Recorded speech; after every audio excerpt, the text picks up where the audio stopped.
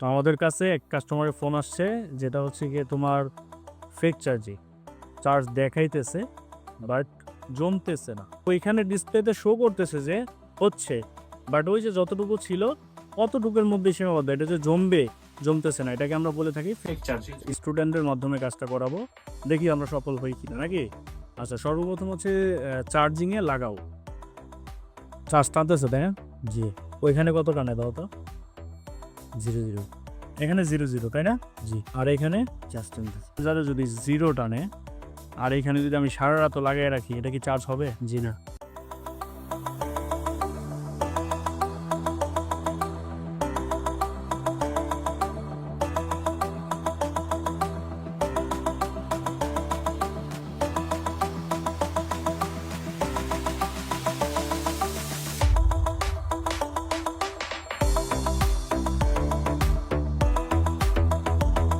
Five up থাকার কথা, five up পাইছি। আর সমস্যা কি আমরা ফাইন্ড আউট করতে পারছি? তাহলে এটার সমাধান কি এখন সম্ভব না? জি। ঠিক আছে, করো, সমাধান করো।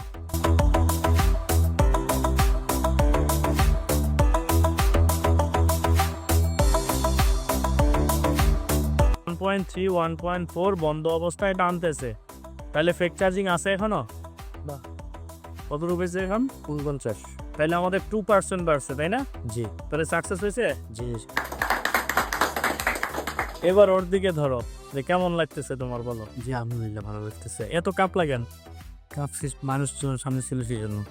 তুমি যখন দোকানে কাজ করবা, তোমার তখনও তো মানুষজন থাকবে, কাস্টমার থাকবে। তুমি যদি আমার সামনেই কাজ করতে কাঁপো, কাস্টমারের সামনে কি হবে?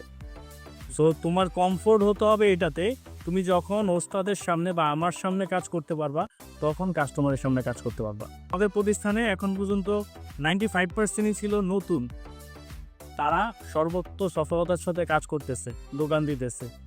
তো নতুনরাও শিখতে পারবে, কোনো বিষয় না, যদি ওইরকম গাইডলাইন পায় এবং সঠিক জায়গা পায়।